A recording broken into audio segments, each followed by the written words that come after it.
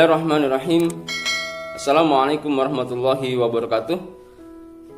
Alhamdulillah, Allahumma sholli ala sayyidina Muhammad wa ala ali sayyidina Muhammad. Alhamdulillah, puji syukur marilah kita panjatkan kehadirat Allah Subhanahu wa taala yang telah memberikan nikmat iman, nikmat Islam, sehingga pada kesempatan hari ini kita dapat bertemu kembali dalam pembelajaran pendidikan agama Islam untuk kelas 9. Di kelas 9 ini, pada pertemuan pertama kita akan membahas tentang ayat-ayat dan hadis tentang optimisme, ikhtiar, dan tawakal. Yang pertama kita akan membahas masalah optimis. Apa itu optimis? Jadi, menurut Kamus Besar Bahasa Indonesia, optimis itu adalah orang yang selalu berpengharapan atau berpandangan baik dalam menghadapi segala hal. Jadi dia punya prasangka baik, punya keyakinan baik ketika dia melakukan atau menghadapi beberapa hal.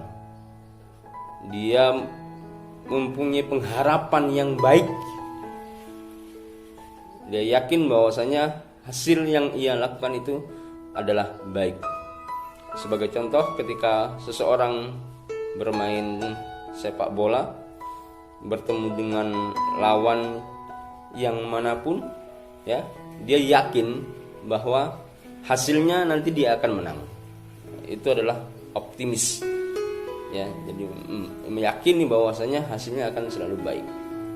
Nah, di dalam Islam sikap optimis itu sangat penting, karena jika tidak optimis, orang yang ada adalah pesimis. Lawan dari optimis adalah pesimis, yaitu dimana orang tidak yakin bahwasanya dia akan memperoleh hasil yang baik. Dalam Islam sendiri, dalam Al-Quran Allah menjelaskan bagaimana kita tidak boleh berputus asa, bagaimana kita selalu berbaik sangka, berpikir positif terhadap apa-apa yang akan terjadi.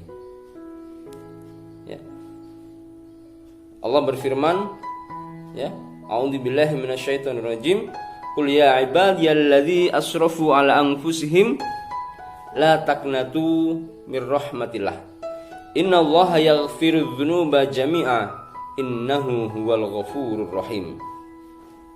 Yang artinya, katakanlah, hai hamba-hambaku yang melampaui batas terhadap diri mereka sendiri, janganlah kamu berputus asa dari rahmat Allah. Sesungguhnya Allah mengampuni dosa-dosa semuanya. Sesungguhnya Dialah yang Maha Pengampun lagi Maha Penyayang. Artinya kita bisa melihat di sini, la taqnatu min rahmatillah. Janganlah kalian berputus asa dari rahmat Allah. Artinya kita harus optimis bahwasannya kita akan mendapatkan rahmat Allah. Ada sebuah riwayat tentang seorang yang melakukan kesalahan, melakukan dosa besar, ya. Dia sudah membunuh 99 orang, ya. Jadi dalam hidupnya dia membunuh 99 orang. Dia datang kepada seorang rahib, wahai rahib, apakah masih ada kemungkinan, ada peluang saya ini diampuni karena saya telah membunuh 99 orang.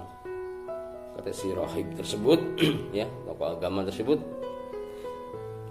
tidak, kamu sudah melakukan dosa besar dan kamu tidak akan diampuni. Kemudian dia pergi lagi menemui seorang ulama. Ditanyakan, apakah ada satu kesempatan bagi saya untuk bertaubat? Kata ulama itu, ada, tapi kamu harus keluar dari kampungmu dan berhijrahlah ke tempat yang baru.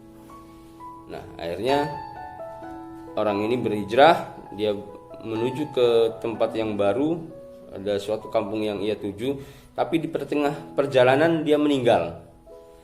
Nah, tapi karena dia yakin, dia optimis bahwasanya dia akan diampuni oleh Allah, karena di tengah perjalanan itu meninggal, malaikat rahmat dan malaikat azab nih berselisih pendapat.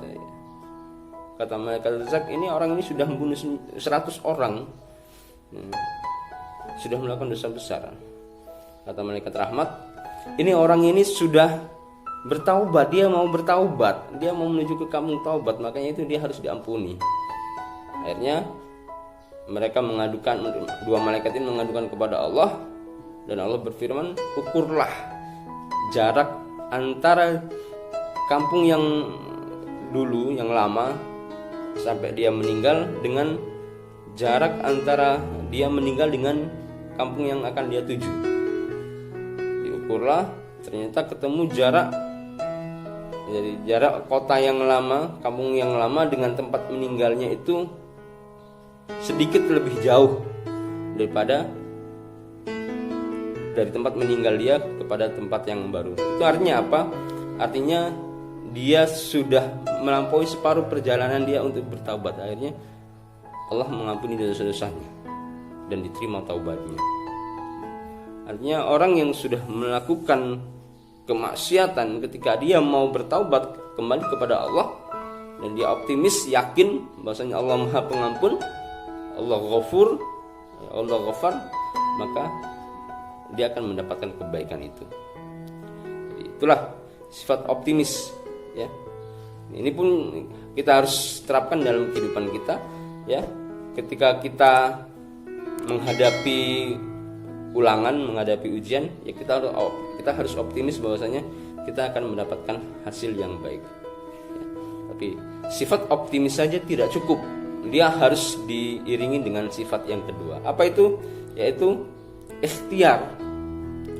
Ikhtiar adalah usaha atau daya upaya untuk mencapai atau mendapatkan sesuatu. Jadi kita harus berusaha semaksimal mungkin untuk mendapatkan sesuatu.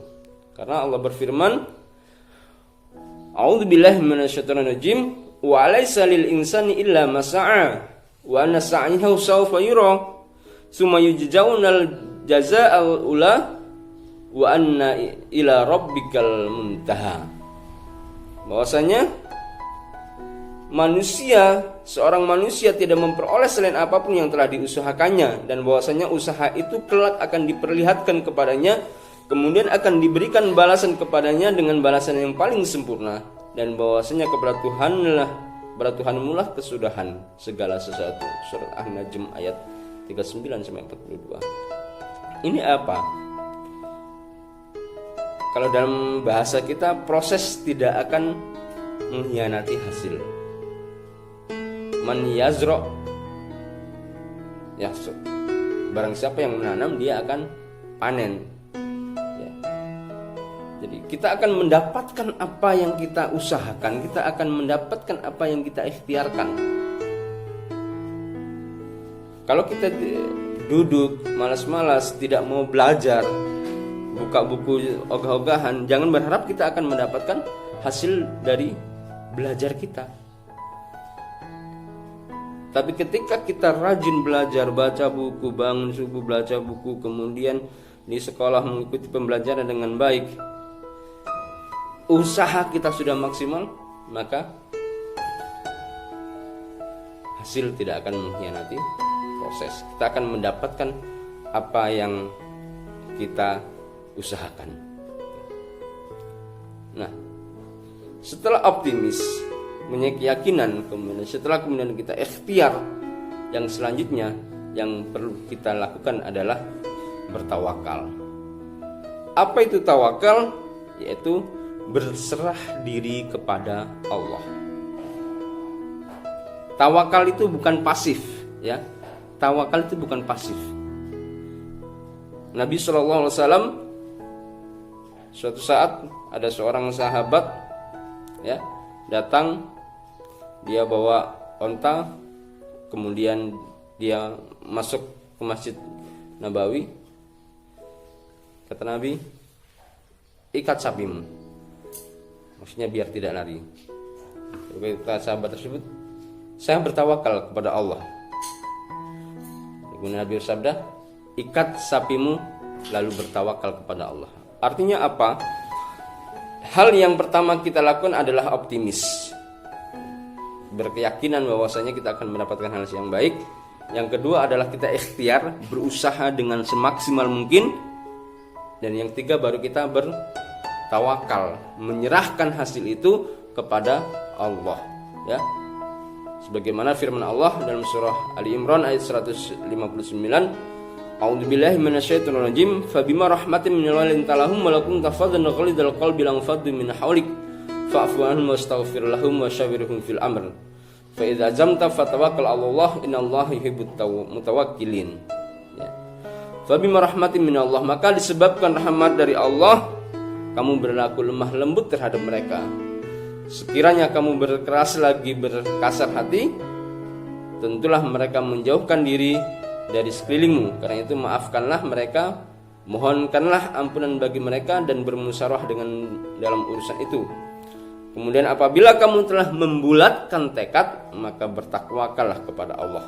Sesungguhnya Allah menyukai orang-orang yang bertawakal kepadanya. Ya. Jadi ada kebiasaan yang salah. Ya, belum apa-apa sudah bertawakal, belum usaha sudah bertawakal. Itu yang salah. Tawakal adalah dilakukan setelah optimis, ikhtiar, baru kemudian tawakal. Yakinlah ketika kita bertawakal, ya Allah menciptakan kita, Allah akan menjaga kita, Allah akan memberikan yang terbaik untuk kita. Menyerahkan segala sesuatunya, hasil dari setiap usaha kita kepada Allah SWT.